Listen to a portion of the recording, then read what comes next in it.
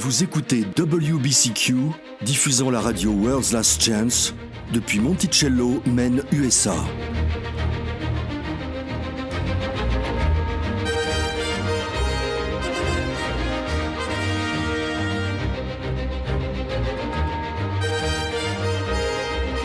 Crimes violents, troubles politiques, instabilité financière, tout indique une crise imminente, une crise sans précédent.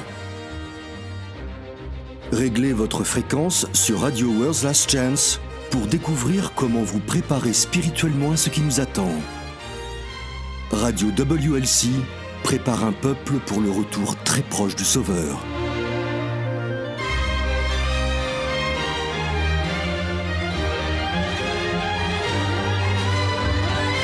Les origines, elles peuvent révéler beaucoup de choses sur une personne, une institution, voire une culture. Mais parfois, elles peuvent être difficiles à retracer.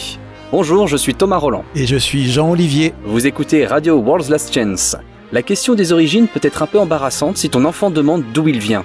Quand mon fils m'a posé la question, je lui ai dit d'aller demander à maman et il a répondu « Elle m'a dit de venir te demander ». Oui, avec mes enfants, c'était pareil quand ils étaient petits. Mes deux aînés sont maintenant assez grands pour fonder leur propre famille dans les prochaines années. Ce sera à mon tour d'observer leurs réactions aux questions de leurs propres enfants. Mais tu as raison, les origines révèlent beaucoup de choses, non seulement sur les gens et les choses, mais aussi sur les cultures. Sais-tu quel est le plus vieux pays du monde ? Je dirais l'Inde, la Chine peut-être, je ne sais pas. Lequel ? Je ne sais pas, je demande sincèrement. Je pense que ça dépend des critères selon lesquels tu définis ce que constitue un pays. Tu vois, j'aurais aussi pensé la Chine ou l'Inde peut-être, mais d'après ce que j'ai lu, certaines listes donnent l'Iran comme le pays le plus ancien, alors que d'autres disent que c'est l'Égypte. La Haute et la Basse Égypte ont été unifiées en un seul royaume par un roi, Ménès. En fait, Ménès est le mot égyptien qui signifie fondateur. Mais ce qui est intéressant, c'est la façon dont nos origines nous influencent, parfois même longtemps après. Par exemple, Alexandre le Grand a fondé une ville appelée Alexandrie Escatée, ce qui signifie Alexandrie la plus éloignée, car c'est là qu'il est allé le plus loin vers l'est. Quelques siècles plus tard, pendant la dynastie Han, les Chinois qui exploraient vers l'ouest sont tombés sur cette ville avec son architecture grecque, son temple, etc. Ils ont appelé les habitants de cette ville les Lygianes. Les linguistes font remonter ce nom au nom d'Alexandre lui-même, Alexander. C'est intéressant de voir à quel point leurs origines ont eu une influence si longtemps après. C'est vrai, et c'est pourquoi il est si important de comprendre les origines. Notre dernière émission portait sur les origines de Yahushua. Maintenant, pour ceux qui n'ont pas encore écouté cette émission, si vous l'avez manqué ou si vous nous rejoignez pour la première fois, je voudrais vraiment vous encourager à prendre le temps d'écouter cette émission. Elle s'intitule « Les origines de Yahushua, partie 1 ». Vous pouvez la trouver sur notre site web et sur notre chaîne YouTube. Ça vaut vraiment la peine de l'écouter. Mais pourquoi ne pas faire un récapitulatif rapide ? Bien sûr, allons-y. Eh bien, la raison pour laquelle ce sujet est si important est que ce que nous croyons sur les origines de Christ influence nos pensées sur lui en tant que notre Rédempteur et Sauveur. Cela a des effets assez profonds sur nos vies spirituelles individuelles. Il faut admettre que nous, Thomas et moi, et je pense presque tout le monde dans l'équipe de WLC, avions l'habitude de croire en une divinité trinitaire composée de 3 entités distinctes mais égales, unies dans leur but, Dieu le Père, Dieu le Fils et Dieu le Saint-Esprit. Eh bien oui, c'est l'orthodoxie chrétienne standard. Bien sûr.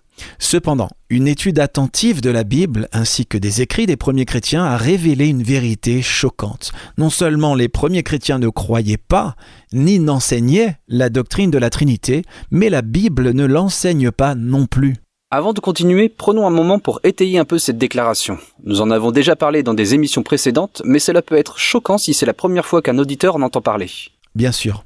Je pense que la majorité des gens sont convaincus que leurs croyances sont la vérité. Que les croyances soient vraies ou non, la plupart des gens n'auraient pas ces croyances s'ils ne croyaient pas aussi qu'elles sont vraies. La majorité ? Je dirais tout le monde. Eh bien, j'ai rencontré une poignée d'individus, ici et là, qui préfèrent définitivement s'accrocher aux croyances qui leur conviennent le mieux. Si une croyance apporte des difficultés ou des désagréments dans leur vie, il s'agit plus de faire des trous dans la croyance plutôt que d'accepter l'épreuve.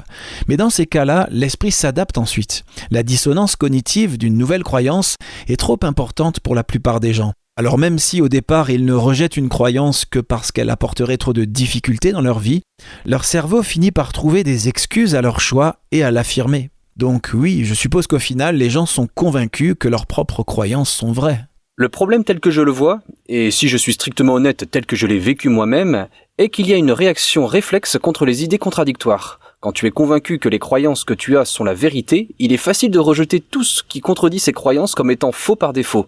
Et trop souvent, cela se produit sans prendre le temps d'examiner les preuves. Si vous avez une réaction instinctive à l'idée qu'il n'y a pas de divinité trinitaire, amis auditeurs, je vous en prie, ne rejetez pas cette idée sans tenir compte des preuves présentées. Prenez le temps d'écouter les émissions qui traitent de ce sujet. Elles exposent toutes les preuves dont vous avez besoin pour forger votre propre opinion sur le sujet. Nous avons aussi plusieurs articles sur notre site web à ce sujet, en commençant par celui intitulé « Le Christ préincarné, vérité biblique ou ancienne hérésie ?» Mais il y en a d'autres. Il y a les questions que tout trinitaire, binitaire, sincère devrait se poser. Et la bataille des érudits pour trouver le Dieu trinitaire. Oh, et encore, comment Platon a influencé notre vision de Yahweh. Il y en a d'autres encore, ce sujet est largement couvert sur notre site web. Juste très rapidement, l'une des plus grandes pierres d'achoppement pour moi dans l'acceptation que la doctrine de la Trinité est fausse était le passage dans 1 Jean qui discute d'une Trinité. Pourquoi ne pas le lire ? Oui, d'accord. C'est 1 Jean chapitre 5, versets 7 et 8. Il est dit dans certaines versions, y compris l'excellente version Martin, comme la Osterwald et la King James, car il y en a 3 dans le ciel qui rendent témoignage, le Père, la Parole et le Saint-Esprit. Et ces 3-là ne sont qu'un. Il y en a aussi 3 qui rendent témoignage sur la terre, savoir l'Esprit, l'eau et le sang. Et ces 3-là se rapportent à un. Ce passage semble indiquer si clairement qu'il y a effectivement une Trinité, comment argumenter contre ? Mais ensuite, en étudiant ce sujet de plus près, j'ai appris que ce passage n'est en fait pas dans l'original. Jean ne l'a pas écrit. Il n'apparaît dans aucun des plus anciens manuscrits encore existants. En fait, il a été ajouté 1 millier d'années après Christ. Oui, ça a été un choc pour moi aussi de le découvrir. Donc si, comme moi avant, vous basez votre croyance en une divinité trinitaire sur ce texte, sachez que Jean ne l'a pas écrit. C'est un passage qui a été ajouté. Il y a beaucoup d'autres preuves. Comme nous l'avons dit, nous vous invitons à écouter nos épisodes radio précédents sur notre site web ou sur YouTube si vous les avez manqués. Mais cela vous donnera assez pour comprendre qu'il y a plus de choses sur le sujet que ce que nous avons réalisé dans le passé.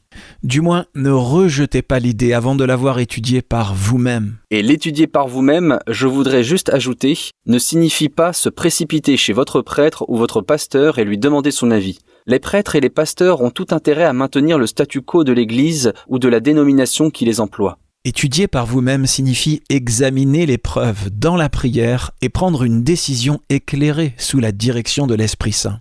C'est l'Esprit Saint qui nous est donné pour nous guider dans toute la vérité, pas nos pasteurs, nos prêtres ou nos enseignants de la Bible. Exact.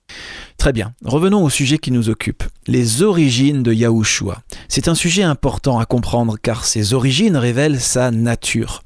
Quand je croyais qu'il était un tiers d'une divinité trinitaire, une extension naturelle de cette croyance est de croire qu'il est divin. Eh bien oui, s'il est Dieu le Fils, alors il est divin aussi. Et en extrapolant à partir de cela, il est raisonnable de supposer qu'il a eu une préexistence. Mais ce n'est que cela, des suppositions, des extrapolations, des extensions de cette pensée.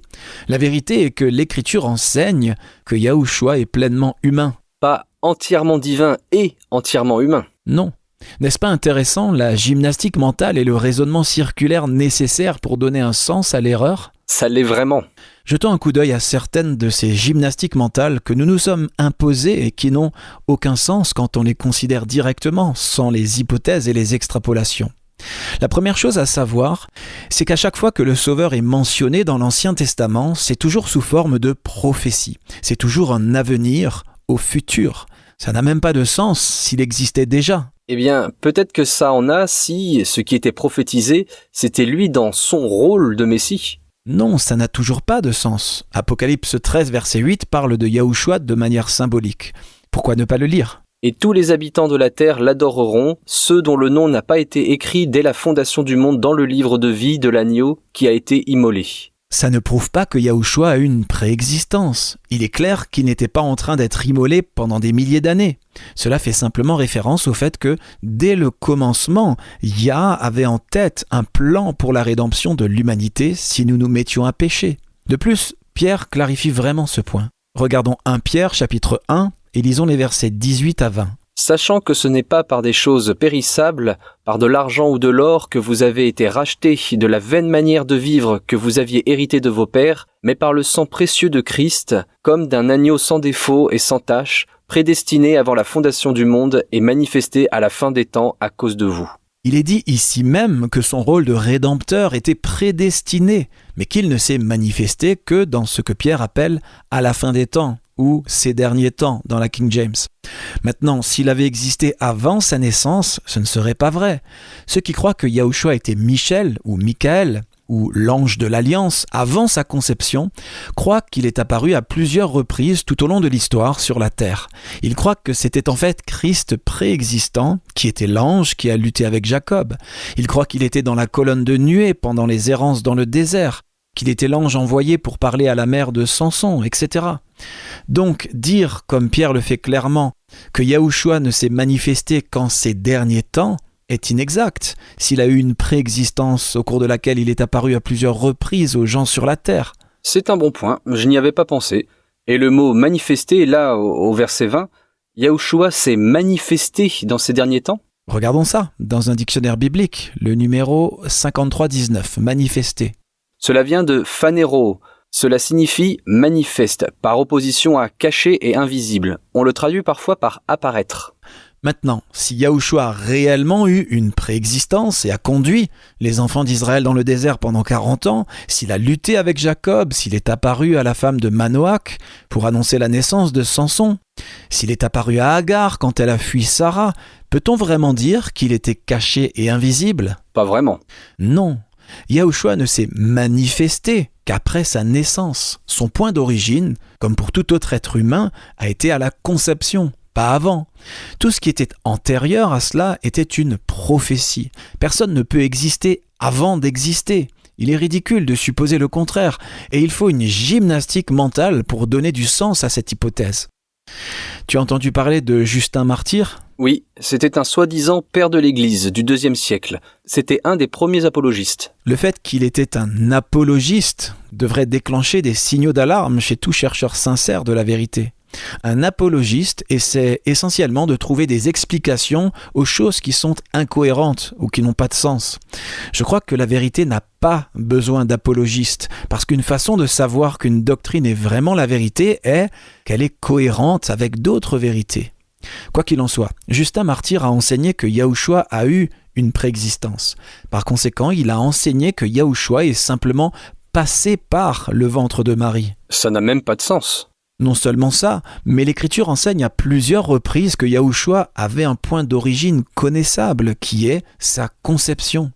Pas un point d'origine inconnu ou indéterminé dans un passé trouble, mais quand l'Esprit est venu sur elle, elle a conçu en elle l'humain qui allait être connu comme étant le fils de Yah. Apocalypse contient des informations vitales pour tous ceux qui vivent aujourd'hui. Les chapitres 8 et 9 sont particulièrement importants. Ils prédisent des événements cruciaux qui auront lieu dans un avenir proche. Ils sont décrits comme 7 trompettes. Quand ces 7 trompettes commenceront à sonner, nous saurons que nous sommes à quelques mois du retour de Yahushua. Pour en savoir plus, visitez notre site web worldslastchance.com. Nous avons beaucoup d'articles et de vidéos couvrant plusieurs aspects de ce sujet des plus importants. C'est sur worldslastchance.com. Visitez notre site dès aujourd'hui. Il ne reste plus beaucoup de temps.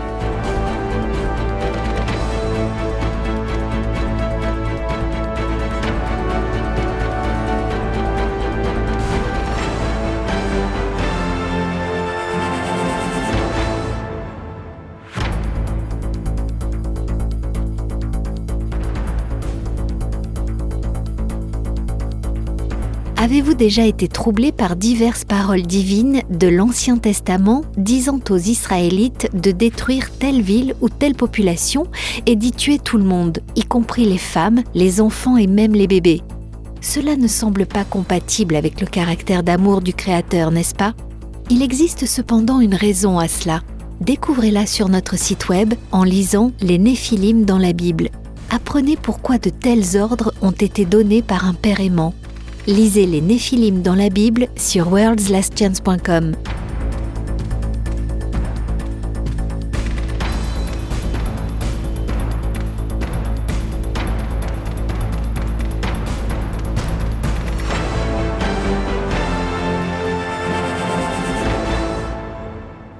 La Bible est très claire sur les origines de Yahushua. Il est venu à l'existence quand l'Esprit Saint est venu sur Marie et qu'elle a conçu, pas avant. Supposer qu'il a eu une préexistence, c'est lire dans les Écritures ce qui n'y figure tout simplement pas. La promesse la plus connue du Fils qui devait venir se trouve probablement dans Ésaïe 7, verset 14. « Voici, la jeune fille deviendra enceinte, elle enfantera un fils, et elle lui donnera le nom d'Emmanuel. » Yahushua est le fils de Yah en vertu du fait qu'il a été conçu par l'Esprit Saint. C'est son point d'origine, pas avant. Il y a d'autres endroits dans les Écritures qui font référence à un engendrement futur du fils de Yahweh. Examinons-en quelques-uns. Allons dans Psaume 2 et lisons les versets 7 à 9. Ici, David parle de Yahushua sous l'inspiration divine, et c'est encore futur à ce moment-là. Allons-y. Je publierai le décret, Yahweh m'a dit, « Tu es mon fils, je t'ai engendré aujourd'hui. Demande-moi et je te donnerai les nations pour héritage, les extrémités de la terre pour possession. Tu les briseras avec une verge de fer, tu les briseras comme le vase d'un potier. » Maintenant, nous savons que c'est une prophétie de Yahushua car elle est citée 2 fois dans le Nouveau Testament. Et les 2 fois, elle est appliquée à Yahushua. Où est-ce dans le Nouveau Testament ? Dans Acte 13, pour commencer, Acte 13, verset 33. Très bien. Il est écrit, « Yah l'a accompli pour nous leurs enfants en ressuscitant Yahushua selon ce qui est écrit dans le psaume 2e. Tu es mon fils, je t'ai engendré aujourd'hui. » Waouh, tu sais, je sais que j'ai déjà lu ça avant, mais je suppose que je ne l'avais pas vraiment assimilé. Mais dans ce contexte, c'est vraiment clair. Regardons un autre. Ce passage se trouve dans 2 Samuel chapitre 7. C'est une prophétie que Yah a donnée au roi David par l'intermédiaire du prophète Nathan. 2 Samuel chapitre 7 versets 12 à 16. Il est écrit, « Quand tes jours seront accomplis et que tu seras couché avec tes pères, j'élèverai ta postérité après toi, celui qui sera sorti de tes entrailles, et j'affermirai son règne. Ce sera lui qui bâtira une maison à mon nom, et j'affermirai pour toujours le trône de son royaume. Je serai pour lui un père, et il sera pour moi un fils. S'il fait le mal, je le châtierai avec la verge des hommes, et avec les coups des enfants des hommes. Mais ma grâce ne se retirera point de lui, comme je l'ai retiré de Saül, que j'ai rejeté devant toi. Ta maison et ton règne seront pour toujours assurés, ton trône sera pour toujours affermi. » Je pensais que ça faisait référence à Salomon. Si c'est une prophétie donnée à David, j'aurais tendance à penser que ça parle plutôt de Salomon. C'est le cas, mais comme beaucoup de passages des Écritures, il a plus d'une application. Eh bien, comment savons-nous que ce passage a une seconde application pour Christ ? Parce que l'Écriture elle-même fait cette application. Lisons-le. Hébreux 1, versets 1 à 5. C'est un passage particulièrement intéressant car il souligne le fait que Yahushua n'a pas eu de préexistence. Allons-y. Hébreux 1, versets 1 à 5. Après avoir autrefois à plusieurs reprises et de plusieurs manières parlé à nos pères par les prophètes, Yahweh, dans ces derniers temps, nous a parlé par le Fils, qu'il a établi héritier de toutes choses, par lequel il a aussi créé le monde, et qui, étant le reflet de sa gloire et l'empreinte de sa personne, et soutenant toutes choses par sa parole puissante, a fait la purification des péchés et s'est assis à la droite de la majesté divine dans les lieux très hauts, devenu d'autant supérieur aux anges qu'il a hérité d'un nom plus excellent que le leur. Car auquel des anges Yah a-t-il jamais dit « Tu es mon fils, je t'ai engendré aujourd'hui » Et encore, je serai pour lui un père et il sera pour moi un fils. Le verset 5, « Tu es mon fils, je t'ai engendré aujourd'hui » cite le psaume 2, verset 7. Mais le « Je serai pour lui un père et il sera pour moi un fils » vient de 2 Samuel 7, verset 14. Donc la Bible elle-même fait en sorte que l'application principale de la prophétie de Nathan s'applique au Messie. C'est vraiment intéressant. Tournons-nous maintenant vers le psaume 89. C'est un psaume écrit par quelqu'un qui s'appelle Étan l'Ezrakite. Il n'a pas été écrit par David. Non, David n'a pas écrit tous les psaumes. Ce Étan se souvenait de l'alliance de Yah avec David et tout en exprimant son chagrin pour les bénédictions manquées, il a reconnu la fidélité de Yah en toutes choses. Il commence par « Je chanterai toujours les bontés de Yahweh ». Puis il parle de l'alliance de Yahweh avec David et, comme cela arrive souvent dans les Écritures, il y a une autre application au Messie. Lisons les versets 24 à 29 du psaume 89. J'écraserai devant lui ses adversaires et je frapperai ceux qui le haïssent. Ma fidélité et ma bonté seront avec lui et sa force s'élèvera par mon nom. Je mettrai sa main sur la mer et sa droite sur les fleuves. Lui m'invoquera. Tu es mon Père, mon Dieu et le rocher de mon salut. Et moi je ferai de lui le premier-né, le plus élevé des rois de la terre. Je lui conserverai toujours ma bonté et mon alliance lui sera fidèle. L'établissement de la dynastie terrestre de David était un type, un symbole du royaume éternel établi par Yah, par l'intermédiaire de Christ, le descendant littéral de David. Ce qu'il faut retenir de tout cela, et que j'aimerais que tout le monde comprenne bien, c'est que tous ces passages font référence à un engendrement futur du fils de Yah. Dans chaque passage, il est promis comme un événement futur, il n'est pas préexistant. C'est un bon point. Parce que si, comme le croient les trinitaires, Dieu le Fils était à la fois divin et préexistant, ce ne serait pas des prophéties d'un événement futur. Promis plutôt que préexistant est une assez grande différence. Ça l'est. Yahushua est pleinement humain, pas pleinement humain et pleinement divin. Tu as déjà remarqué comment, pour ces doctrines confuses qui n'ont aucun sens rationnel, on nous dit que c'est juste un mystère trop grand pour être compris ? J'ai remarqué, oui. Et pourtant, dans Ésaïe 1, verset 18, Yah nous invite ainsi. Venez maintenant, raisonnons ensemble dans la King James. La vérité est logique, rationnelle. Tu n'as pas besoin d'accepter des choses aveuglément. Yahweh veut que nous comprenions. Ce qu'il faut retenir, c'est que Yahushua n'a été exalté qu'après sa résurrection triomphante. C'est après sa vie sans péché, après sa mort et sa résurrection victorieuse, pas avant. Lisons Philippiens 2, les versets 5 à 11. Ici, Paul explique clairement que c'est grâce à l'obéissance de Yahushua qu'il a été exalté après son ascension.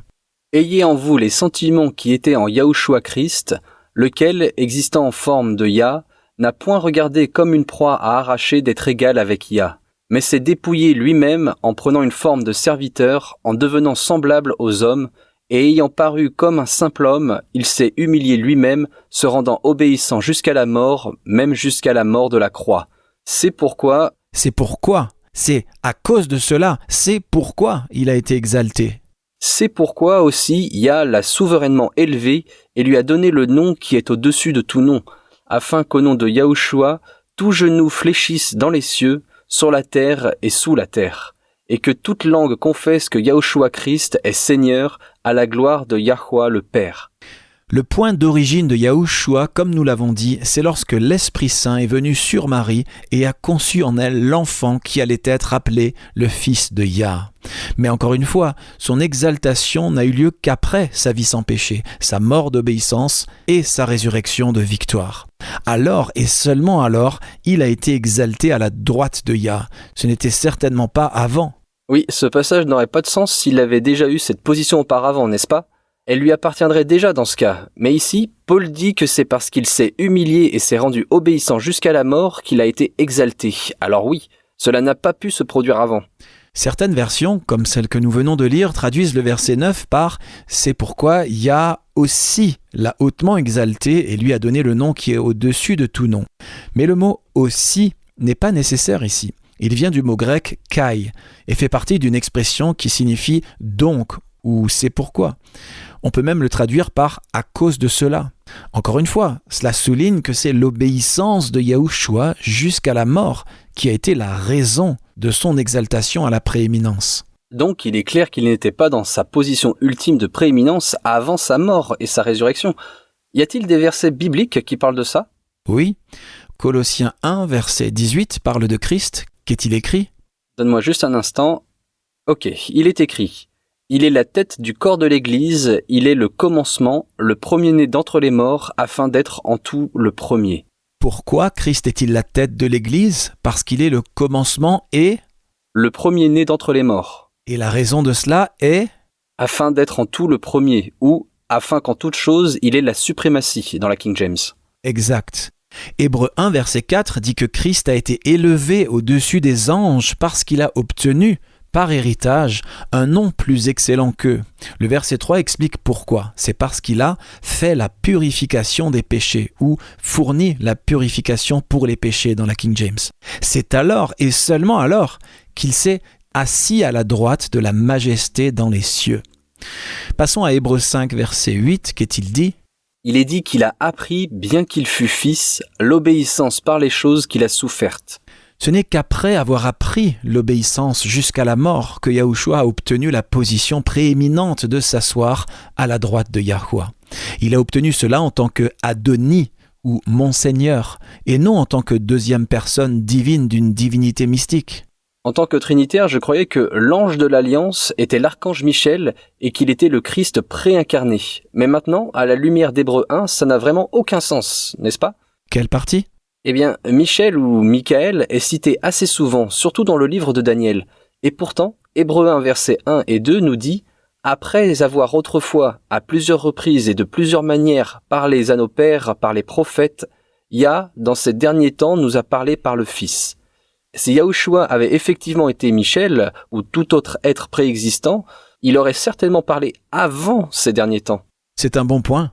De plus, sa préexistence n'a pas pu être en tant qu'ange, comme beaucoup le supposent. Hébreux 1, verset 5 l'exclut lorsqu'il est dit « Car auquel des anges Yah a-t-il jamais dit « Tu es mon fils, je t'ai engendré aujourd'hui » Cela n'aurait pas de sens si le Christ préincarné avait été sous la forme d'un ange. Non, en effet. Une chose que nous négligeons trop souvent, je pense, c'est le fait que le Fils ne retourne jamais vers le Père. Si on regarde tout ce que Yahushua a dit, il n'a jamais parlé de retourner au Père. Tu es sûr ? Tu es surpris ? Oui, un peu. Plus qu'un peu, en fait. Très bien. J'ai plusieurs passages que tu peux lire. Jean 13, verset 3 dit simplement qu'il s'en allait à Yahweh, ou qu'il allait vers Yahweh dans la King James. Jean 14, versets 12 et 28, ainsi que Jean 16, verset 28, disent tous « Je vais au Père ». Et Jean 16, versets 10 et 17 disent aussi « Je vais au Père ». Jean 20, verset 17 dit « Je monte vers mon Père ». Remarquons qu'aucun de tous ces passages ne dit qu'il retourne vers le Père. C'est vrai. C'est drôle comment tu peux lire dans quelque chose, avec le filtre de tes propres idées préconçues, et ne jamais remarquer que ça ne dit pas vraiment ce que tu pensais que ça disait. Je sais, c'est pourquoi il est toujours bon de se poser et de continuer à étudier. Ok, mais laisse-moi te demander ceci. Qu'en est-il de l'envoi de Yahushua par son Père ? Je suppose que j'ai toujours supposé qu'il s'agissait de l'envoyé du ciel. Je pense que nous avons tous fait cette supposition, mais elle ne correspond pas à ce que les Écritures disent. L'envoi de Yahushua fait référence au fait qu'il a été mandaté pour une œuvre spéciale dès sa naissance.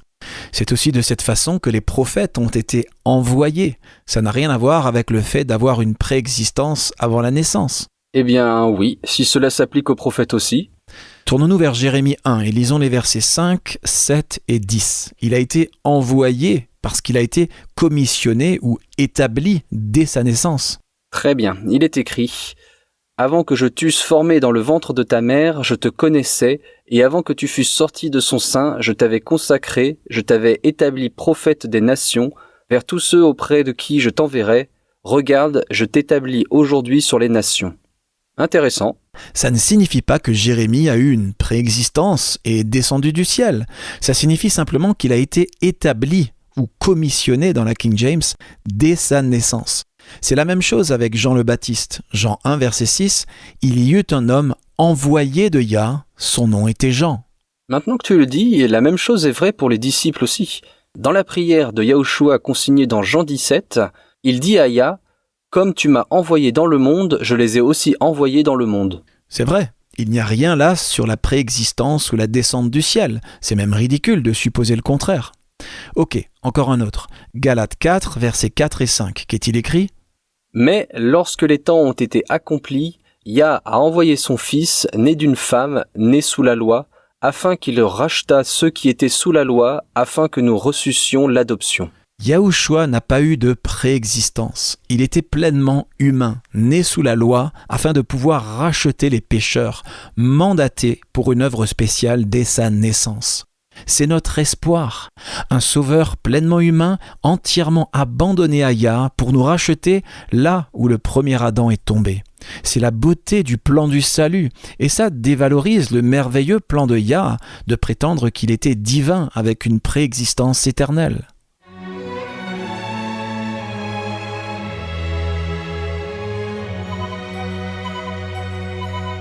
Vous écoutez la radio World's Last Chance sur WBCQ à 9330 kHz sur la bande des 31 mètres.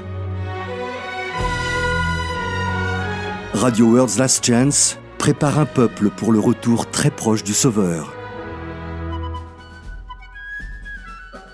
Peu de temps avant sa mort, le Sauveur a prédit que tous ceux qui suivront la vérité seront persécutés pour leur foi.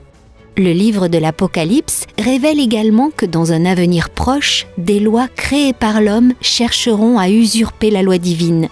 Romains 13 est un passage de l'Écriture qui sera utilisé à l'avenir pour contraindre les chrétiens à obéir aux lois humaines en violation de la loi divine. Si quelqu'un essayait de forcer votre conscience en citant Romains 13, en disant que les pouvoirs en place sont ordonnés par Yah, comment répondriez-vous ? Que diriez-vous ? Pour bien comprendre le véritable sens de Romains 13, visitez notre site web worldslastchance.com et lisez Le devoir civil du croyant. Encore une fois, lisez Le devoir civil du croyant sur worldslastchance.com.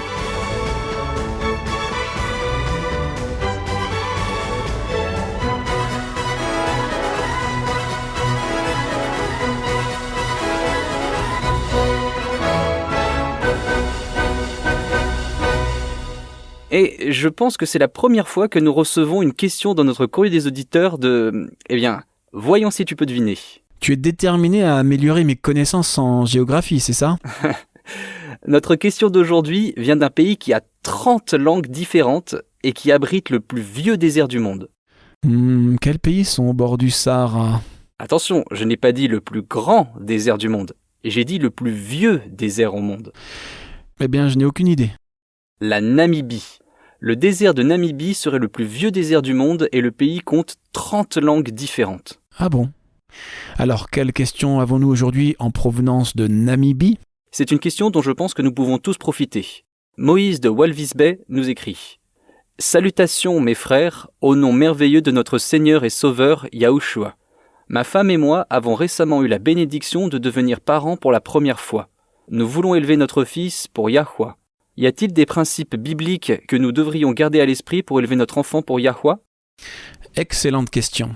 Je vais être honnête, même si ma femme et moi voulions certainement bien faire pour l'éducation de nos enfants, je dois admettre que je n'ai jamais vraiment pensé à des principes bibliques spécifiques à inculquer. Oui, je ne pense pas que nous l'ayons fait non plus. Maintenant, je regrette que nous ne l'ayons pas fait. C'est une excellente question et même si nos enfants sont plus âgés, nous pouvons toujours en tirer des leçons et les incorporer dans notre rôle de parents et dans nos propres vies quotidiennes. Donc, les principes. Quels principes bibliques sont importants dans l'éducation d'enfants croyants dévoués ?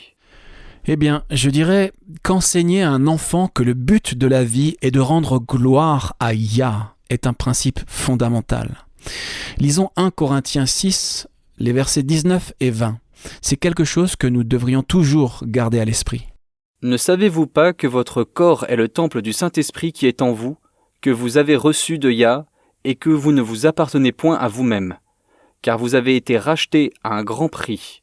Glorifiez donc Yahweh dans votre corps et dans votre esprit, qui appartiennent à Yah. Nous avons été rachetés à un grand prix.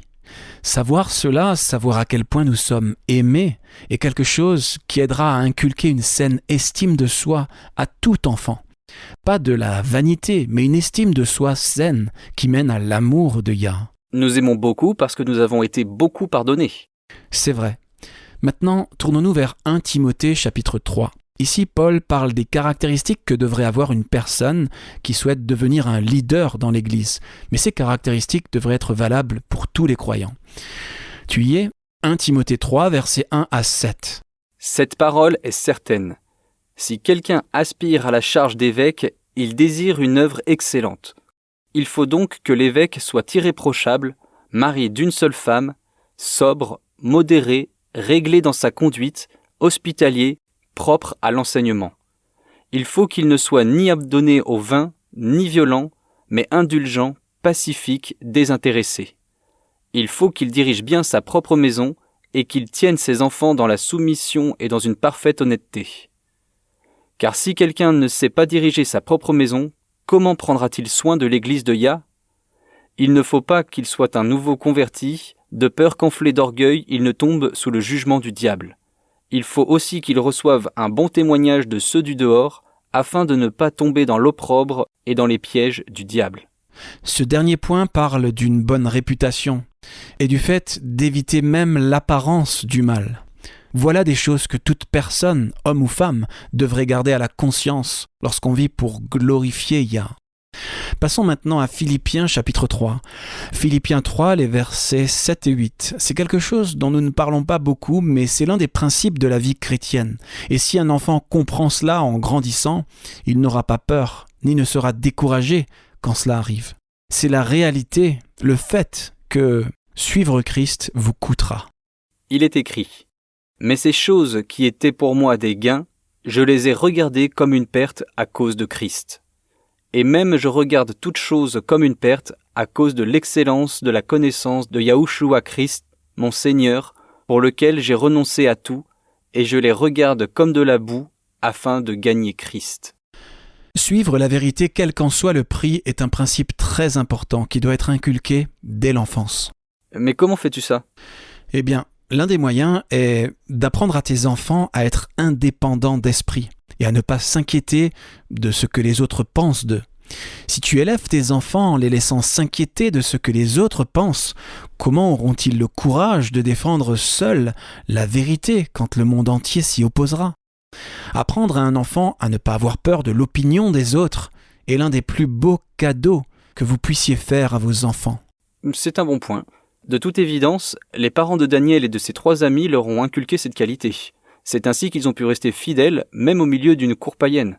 Et cela a commencé tout de suite dès qu'ils ont demandé la nourriture simple et saine qu'ils avaient l'habitude de manger chez eux. Oui, ils savaient qu'ils ne pouvaient pas garder l'esprit clair s'ils cédaient à leurs appétits. Encore une fois, ce sont des principes qui leur ont été enseignés par leurs parents quand ils étaient enfants. Un autre principe qui m'a été suggéré par ma femme, c'est un principe très puissant, le voici. Si nous devons faire une erreur, privilégions toujours la gentillesse. Les enfants apprennent par l'exemple. Si nous sommes durs et ne leur pardonnons pas quand ils font une bêtise, ils ne risquent pas de nous croire quand nous leur disons que leur Père Céleste est aimant et miséricordieux. Encore un bon point. Je veux dire, en tant que parents, nous faisons tous des erreurs. Mais nous devons nous rappeler que le genre de parents que nous sommes pour nos enfants est la façon dont ils imagineront Yahweh. Si nous sommes durs, sévères, inaccessibles, c'est comme ça qu'ils verront Yahweh. Et si nous sommes patients et indulgents avec nos enfants quand ils échouent, ils verront Yahweh comme étant patient et bienveillant. Un principe qui me semble très important est d'enseigner aux enfants à toujours rapporter leurs problèmes et leurs luttes à Yah, même à un âge précoce. Philippiens 4, verset 13 nous dit « Je puis tout par Christ qui me fortifie ». Quelle belle façon de renforcer la foi d'un enfant que de lui apprendre ça. C'est vraiment le cas. 2 autres choses. Premièrement, apprendre à nos enfants à toujours garder une attitude de gratitude. 1 Thessaloniciens 5, verset 18. Remerciez Yahweh en toutes circonstances. Telle est pour vous la volonté que Yah a exprimée en Yahushua Christ. Précisément, parce que quand nous maintenons une attitude de reconnaissance, quand nous remercions, notre foi est renforcée et nous voyons des opportunités que nous manquerions si nous restions concentrés sur le négatif. Enfin, apprenons à notre enfant à faire la différence entre les traditions créées par l'homme et la volonté de Yah. Oh oui, tant de personnes très sincères s'encombrent de toutes ces définitions artificielles de la droiture. Et le fait de se concentrer sur les règles humaines détourne notre regard de Yah et de notre prochain. Et ça devient vraiment un fardeau. Mais les exigences de Yahweh sont très simples et directes. Lisons Michée 6, verset 8. Celui-là, je le connais par cœur. « On t'a fait connaître, ô homme, ce qui est bien, et ce que Yahweh demande de toi, c'est que tu pratiques la justice, que tu aimes la miséricorde et que tu marches humblement avec ton Elohim. » C'est si simple et si clair. Il n'y a aucune règle humaine ou tradition là. Ça va également dans le sens de ce que Yahushua a dit dans Luc 10, verset 27. « Tu aimeras Yahweh ton Elohim de tout ton cœur, de toute ton âme, de toute ta force et de toute ta pensée, et ton prochain comme toi-même. » Ce sont des principes qui aideront nos enfants tout au long de leur vie à rester fidèles et à glorifier leur Père qui est dans les cieux. Ok, on dirait que nous avons le temps pour une autre question. Erika de Vancouver, en Colombie-Britannique au Canada, veut savoir si nous sommes présents sur les médias sociaux. Oui, nous le sommes. Vous pouvez nous retrouver sur Facebook sous le nom World's Last Chance. Vous pouvez aussi nous suivre sur Twitter. Nous tweetons à chaque nouvelle publication de contenu, ainsi qu'au sujet des dernières nouvelles sur les événements du monde qui peuvent s'appliquer à l'accomplissement de la prophétie biblique dans ces derniers jours.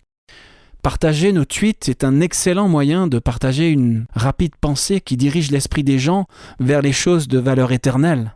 Très bien. Une dernière question. Kirk de Linz en Autriche nous écrit « Y a-t-il une qualité particulière sur laquelle nous, en tant que croyants, devrions nous concentrer en particulier si nous voulons être vainqueurs ?» En fait, oui, il y en a une. N'oublions pas que le salut est un cadeau, un don gratuit. Donc nos efforts pour vaincre doivent être dépensés de la bonne manière. Personne ne pourra entrer dans le royaume éternel de Yah en travaillant pour y arriver. Alors, sur quoi devons-nous nous concentrer ? Construire notre foi dans la parole de Yah. 1 Jean 5, verset 4 nous dit que tout ce qui est né de Yah triomphe du monde, et la victoire qui triomphe du monde, c'est notre foi. Concentrons-nous sur le caractère de Yah. Le connaître, c'est l'aimer, et notre foi grandit. J'ai lu un jour quelque part que la foi est une plante qui pousse rapidement si on la cultive. J'ai pris ces mots à cœur et oui, j'ai été vraiment surpris de la rapidité avec laquelle ma foi s'est renforcée quand j'ai pris l'habitude de choisir de prendre Yah au mot, de le croire sur parole. Continuez à nous envoyer vos questions et commentaires, amis auditeurs. Nous aimons toujours avoir de vos nouvelles. Il suffit de vous rendre sur worldslastchance.com et de cliquer sur « Contactez-nous ». Vous pouvez aussi consulter la section questions-réponses de notre site web.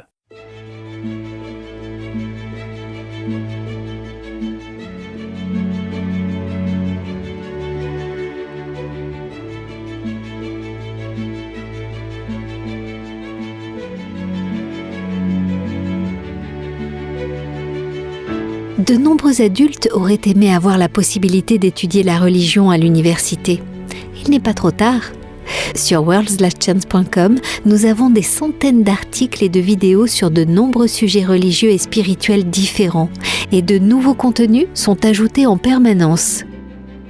Certains articles donnent des conseils sur comment vivre une vie chrétienne victorieuse. D'autres articles approfondissent des passages incompris de l'Écriture et expliquent ce que signifiait l'hébreu original. Nous proposons aussi de nombreux articles et vidéos sur les prophéties. Paul a dit à Timothée « Toute écriture est inspirée de Dieu et utile pour enseigner, pour convaincre, pour corriger, pour instruire dans la justice, afin que l'homme de Dieu soit accompli et propre à toute bonne œuvre. » Si vous lisez attentivement le contenu de notre site web, vous aurez une base solide non seulement dans les vérités doctrinales, mais vous connaîtrez aussi les secrets d'une prière efficace et comment étudier la Bible pour découvrir la vérité par vous-même.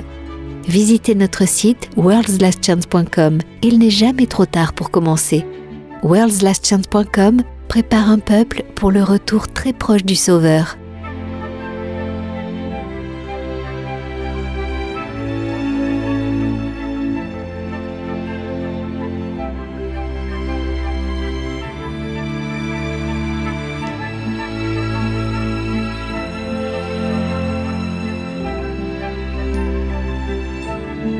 Entendre comment Yahweh a béni les autres est toujours un merveilleux encouragement.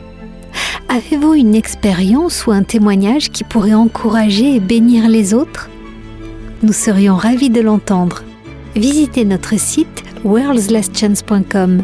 Votre foi sera renforcée en lisant l'expérience d'autres personnes qui ont choisi de suivre la vérité, et votre propre témoignage peut renforcer la foi des autres. worldslastchance.com. Nous nous réjouissons avec vous des meilleures délivrances de Yahweh dans votre vie.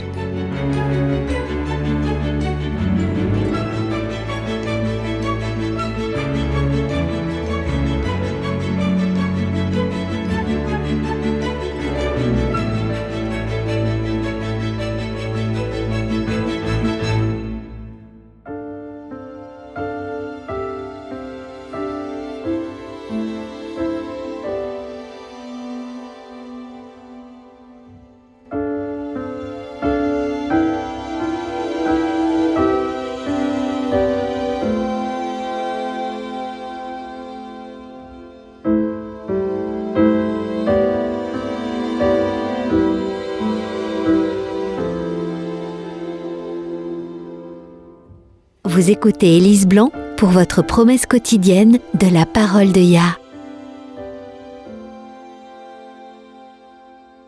Georges était un ingénieur. Il avait toujours été fasciné par le fonctionnement des choses et en 1893, il a construit une nouvelle machine. C'était une grande roue qui emmenait les gens faire des tours en l'air. Bien sûr, aujourd'hui, la machine de George Ferry a fait le tour du monde. Depuis une fête de village dans la cordillère des Andes jusqu'à l'énorme London Eye, l'œil de Londres, la plus haute grande roue d'Europe à 120 mètres de hauteur, les gens du monde entier ont pris plaisir à monter dans une grande roue. Mais en ce jour de juillet, il y a plus de 120 ans, personne n'était encore jamais monté dans une grande roue. Le jour était venteux. Une forte rafale d'air a secoué la roue alors qu'elle commençait sa lente ascension en emmenant dans les airs Georges, sa femme et un journaliste invité pour le tour inaugural. Malgré le vent, le tour s'est déroulé sans problème. En bravant ce premier tour, chaque occupant a fait preuve d'une véritable foi. Georges a basé sa foi sur la connaissance qu'il avait des lois de la physique et des principes d'ingénierie qu'il avait utilisés pour construire sa roue.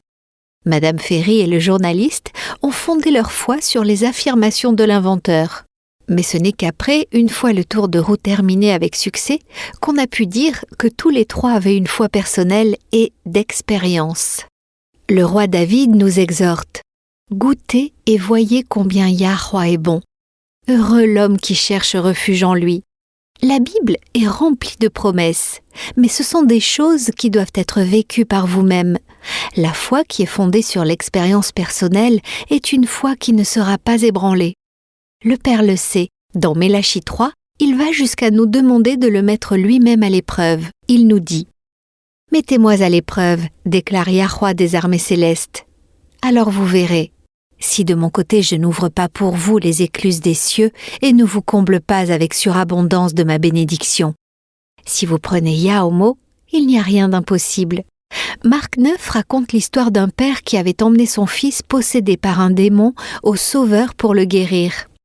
Yahushua a demandé « Depuis combien de temps cela lui arrive-t-il » Le père a répondu « Depuis son enfance. Et souvent l'esprit l'a jeté dans le feu et dans l'eau pour le faire mourir. Mais si tu peux faire quelque chose, viens à notre secours et compassion de nous. Si tu peux. » Quelle parole hésitante et désespérée. Mais Yahushua a eu pitié de lui. Il a dit au Père, « Si tu peux croire, toutes choses sont possibles pour celui qui croit. » La réponse du Père est une prière que chacun de nous peut prononcer. Il a dit, « Je crois, Seigneur, aide-moi dans mon incrédulité. Si vous ne croyez pas, demandez plus de foi. » C'est une prière qui sera toujours exaucée sans condition. Le psaume 34, versets 10 et 11, nous encourage. « Craignez Yahweh, vous ses saints, car rien ne manque à ceux qui le craignent. Les lionceaux éprouvent la disette et la faim, mais ceux qui cherchent Yahweh ne sont privés d'aucun bien. » Nous avons reçu de grandes et précieuses promesses. Réclamez-les dès maintenant.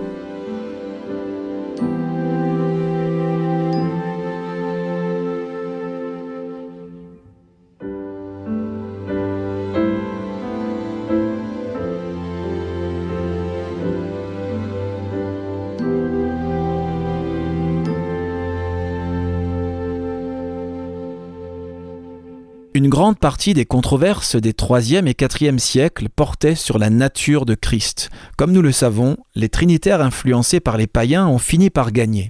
Ce que la plupart des chrétiens modernes ne savent pas, c'est que dans les années 1950, le pape Pie a donné aux érudits catholiques beaucoup plus de liberté pour explorer la Bible et partager ce qu'ils apprenaient sans avoir peur d'être accusés d'hérésie. D'autres églises, comme l'église luthérienne et l'église d'Angleterre, ont commencé leurs propres enquêtes sur la vraie nature de Christ et qui il était.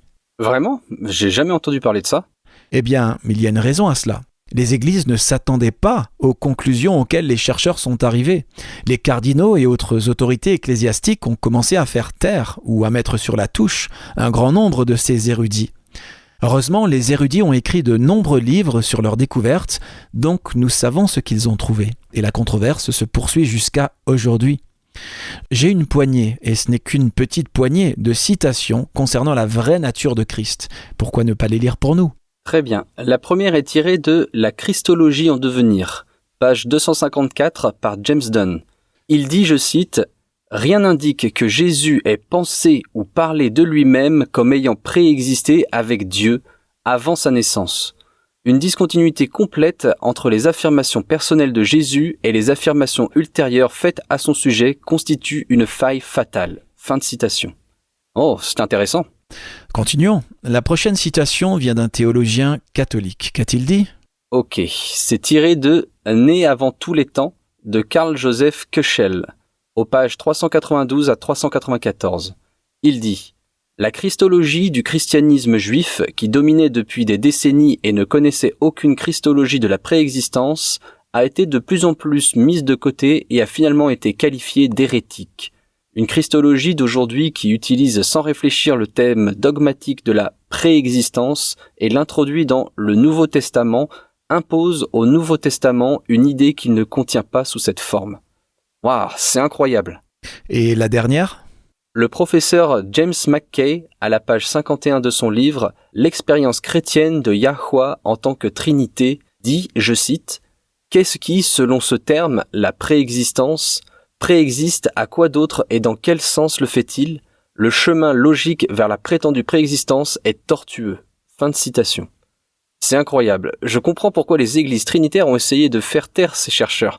Ça a ébranlé les fondations trinitaires mêmes sur lesquelles leur credo était basé. C'est vrai, mais la vérité doit être plus importante pour nous que les credos ou les identités d'église ou les fraternités. La vérité doit être plus importante que tout le reste, car c'est seulement à ce moment-là que nous connaîtrons la vérité et que la vérité nous rendra libres. Libres des erreurs et suppositions qui ont été transmises depuis des siècles.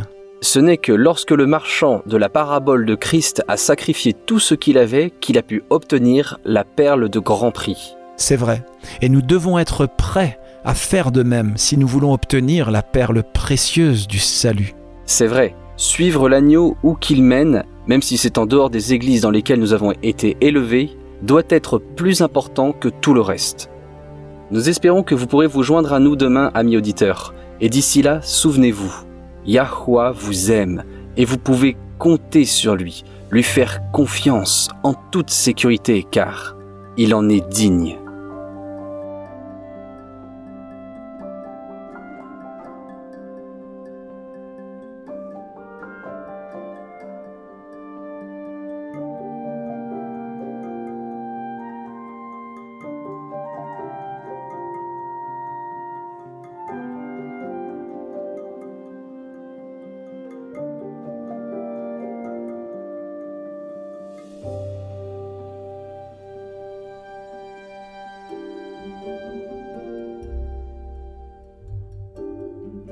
Vous étiez à l'écoute de Radio WLC. Cette émission, ainsi que les émissions précédentes de Radio WLC, sont disponibles en téléchargement sur notre site internet. Elles sont parfaitement appropriées pour être partagées avec des amis et pour des études bibliques. Elles sont également une ressource merveilleuse pour ceux qui adorent Yahweh, seuls, en famille ou en groupe à la maison. Si vous souhaitez écouter les émissions de Radio WLC, rendez-vous sur notre site internet à l'adresse worldslastchance.com. Cliquez sur l'icône Radio WLC en haut à droite de la page d'accueil. Cela vous permettra de télécharger les épisodes dans votre langue préférée. Vous trouverez également des articles et des vidéos disponibles en plusieurs langues. Rejoignez-nous demain pour un autre message rempli de vérité sur WBCQ à 9330 kHz sur la bande des 31 mètres. Radio World's Last Chance prépare un peuple pour le retour très proche du Sauveur.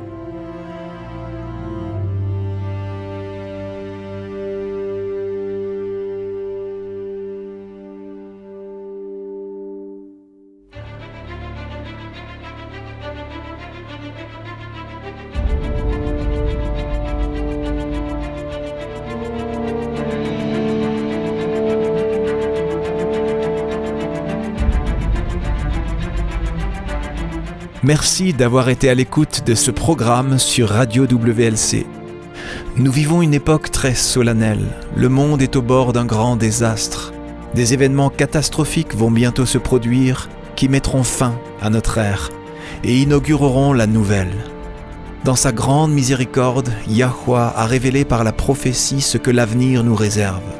Apocalypse 8 prédit une série d'événements d'une gravité croissante qui dévasteront la terre. Les réserves de nourriture mondiale seront décimées. La famine et la mortalité qui l'accompagnent en résulteront. Les réserves d'eau potable de la terre seront également touchées. Apocalypse 9 nous révèle que des démons se feront passer pour des extraterrestres. La terreur et la dévastation causées par cette soi-disant invasion extraterrestre feront que les gens chercheront désespérément à se mettre en sécurité à tout prix. La liberté de vivre et de pratiquer le culte selon ce que nous dicte notre conscience ne sera qu'un souvenir du passé. De nombreuses vies seront perdues au cours de cette série d'événements et lorsque la marque de la bête sera imposée, il y aura des martyrs. Chaque événement sera une préparation pour la crise suivante, dans un long et dernier appel à la repentance de la miséricorde divine, car Yahweh ne veut pas qu'un seul périsse, mais au contraire que tous arrivent à la repentance. Peu de temps après les événements décrits dans Apocalypse 8 et 9, les 7 derniers fléaux s'abattront sur la terre. Ces fléaux et les trompettes précédentes feront des ravages et sèmeront le chaos sur la terre. Ils causeront une destruction et une misère sans précédent. Ésaïe 24 nous avertit ainsi. Oui, Yahweh va dévaster la terre, il va la ravager, en bouleverser la surface, il en dispersera les habitants. La terre se déchire et se fissure, elle vacille, elle oscille et titube, pareille à un ivrogne, et elle est ébranlée comme une cabane, car le poids de son crime pèse sur elle. Elle tombe et ne se relève plus. Pour les croyants, cependant, il y a de l'espoir. En décrivant la fin de notre époque, Yahushua a dit dans Luc 21, verset 28, « Quand ces événements commenceront à se produire, levez la tête et prenez courage, car alors votre délivrance sera proche. » Oui, la fin sera traumatisante, elle est censée l'être. Yahweh veut sauver chaque individu qu'il peut sauver. C'est pourquoi il permet ce point culminant final pour réveiller les âmes.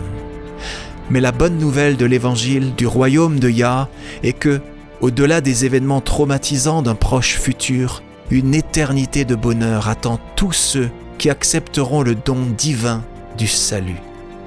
Lorsque Yahushua reviendra, tous ceux qui sont morts en croyant au mérite du Sauveur crucifié et ressuscité seront ressuscités lors de la première résurrection. Yahushua établira alors le royaume de Yah sur terre. Lui et les rachetés régneront conjointement sur la terre pendant les 1000 premières années de l'éternité. Jean a vu un nouveau ciel et une nouvelle terre, car le premier ciel et la première terre avaient disparu. Si vous souhaitez vous joindre aux rachetés de toutes les époques et vivre une vie à la mesure de celle de Yahweh, faites le choix. Acceptez le salut aujourd'hui. Vous n'avez pas besoin de vous y préparer par vous-même. La vérité est que vous ne le pouvez pas. Et moi non plus. Personne ne le peut. Venez à lui tel que vous êtes. N'attendez pas d'avoir cessé de pécher. Vous ne vous améliorerez pas par vos propres efforts. Acceptez l'invitation de Yahweh à devenir membre de son royaume terrestre éternel. Lorsque vous accepterez cette précieuse invitation, Yahweh vous offrira un tout nouveau cœur. Dans Ézéchiel 36, verset 26, il déclare « Je te donnerai un cœur nouveau, et je mettrai en toi un esprit nouveau. J'enlèverai de ton être ton cœur dur comme la pierre, et je te donnerai un cœur de chair. » Accepter ce cadeau inestimable est la seule façon de rejoindre son royaume. Venez à Yahweh tel que vous êtes.